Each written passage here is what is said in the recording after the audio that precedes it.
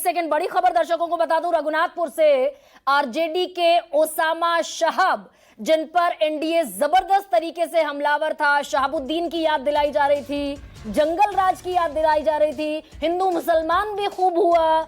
RJD के Osama Shahab फिर से आगे चल रहे हैं। अभी कुछ दौर की पिछली जो काउंटिंग चल रही थी उसमें पिछड़ते हुए दिखे थे, लेकिन फिर से आगे चल रहे हैं। एक बार फिर टेली दर्शकों को बता दूं, 189 सीटें 190 का आंकड़ा छूने की तरफ एनडीए, महागठबंधन सिमटता हुआ 49 सीटों पर, और जेएसपी जन स्वराज पार्टी सिर्फ 0 सीट पर अभी कोई खाता खोलते हुए नहीं दिखाई दे रही है। नवल शर्मा, सबसे पहले तो नवल बधाई, हालांकि ज्यादा बेहतर तस्वीर होती अभी थोड़ी देर पहले आपके लिए, जब जेडीयू लीड करती हुई नजर आ रही थी एनडीए में। अभी बीजेपी 83 पर और जेडीयू 78 पर।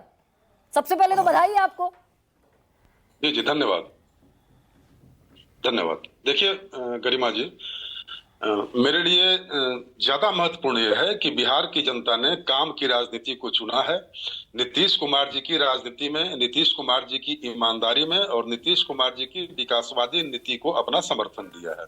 हमारे लिए ज्यादा महत्वपूर्ण यह है। दूसरी बात है कि आपने बोली कि आप काफी खुश होंगे। देखिए, मेरे लिए खुशी से ज्यादा महत्वपूर्ण इस बात का है कि अब हमारे लिए जिम्मेवारियों का एक नया दौर शुरू हो रहा है। हाँ। और अगर चुनाव परिणाम इसी रास्ते पर आते रहे तो अगले 5 वर्षों तक बिहार की जनता की अपेक्षाओं पर खरा उतरने की बड़ी जिम्मेवारी है। तीसरा अहम बिंदु यह कि जिस तरह चुनाव के पहले पूरे गलत तरह के नैरेटिव को फैलाने का प्रयास किया गया था, अभी मैं कांग्रेस के प्रवक्ता को सुन रहा था। देखिए, रिजल्ट के दिन तो कम से कम, परिणाम के दिन तो कम से कम एक न्यूनतम लोकतांत्रिक तकाजा ये होना चाहिए कि जीत में व्यक्ति को विनम्र होना चाहिए और हार मिलने पर व्यक्ति को आत्मविश्लेषण करना चाहिए, आत्ममंथन करना चाहिए।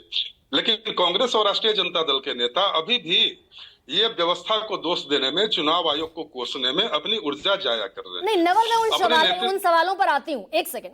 वो भी दरअसल बेजा सवाल नहीं है, गैर वाजिब सवाल नहीं है, नाजायज सवाल नहीं है, बट स्टिल मैं अगर पूछती हूँ जेडीयू के प्रवक्ता से कि 78 सीटें पिछली बार 43 सीटों से जो बढ़ती हुई दिखाई दे रही है, major factor, biggest factor behind that क्या लगता है आपको?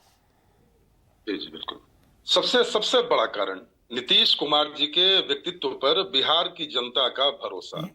बिहार के लोग जानते हैं कि जब तक चीजों के केंद्र में नीतीश कुमार हैं, बिहार में सामाजिक सुरक्षा का माहौल, भय मुक्त माहौल, बिहार के विकास की रफ्तार, ये सारी बातें बनी रहेंगी। बिहार में नागरिक आजादी बनी रहेगी, लोगों की व्यक्तिगत स्वतंत्रता सुरक्षित रहेगी, बिहार में उद्योग धंधे, लोगों के रोटी रोजगार फलेंगे फूलेंगे।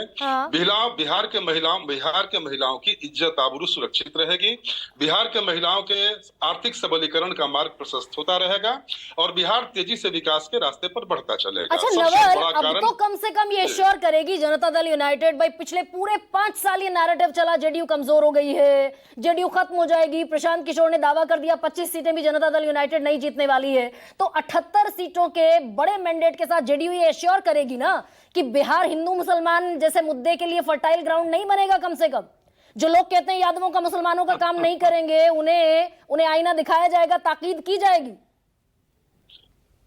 जी जी, जिन्होंने यादवों और मुसलमानों का काम नहीं करूंगा की बात कही थी, वो अपने बयान पर खुद खेद प्रकट कर चुके हैं और स्पष्टीकरण उन्होंने दे दिया है। दूसरी बात है कि नीतीश कुमार, नमक हराम कोई नहीं कहेगा ना मुसलमानों को। अब नीतीश कुमार इस मैंडेट के साथ आकर खड़े हो गए।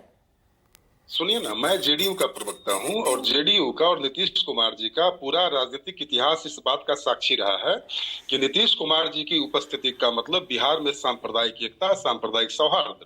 आज तक बिहार में एक भी सांप्रदायिक दंगा नहीं हुआ। आपके सवाल का तो सबसे बड़ा जवाब ये है कि आज तक नीतीश कुमार जी के राज में कोई सांप्रदायिक दंगा नहीं हुआ, कोई कर्फ्यू नहीं लगा। ये तो दरअसल बिहार की माइनॉरिटी जमात भी जानती है। ये तो लोगों का बड़प्पन है नवल, लेकिन अगर कोई केंद्रीय मंत्री खड़ा होकर कह देगा मुसलमान नमक हराम है, मैं तो लोगों का बड़प्पन मानती हूँ। कम से मैं जो सवाल आपसे पूछ रही हूँ नवल, क्या एश्योर करेंगे जनता को? अभी 11:30 बजे का वक्त है।